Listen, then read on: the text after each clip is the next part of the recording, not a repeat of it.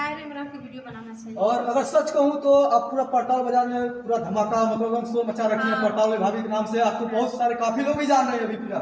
हाँ ये तो है, मतलब बच्चे से बच्चे बूढ़े लोग भी भौजी कहते हैं हमें।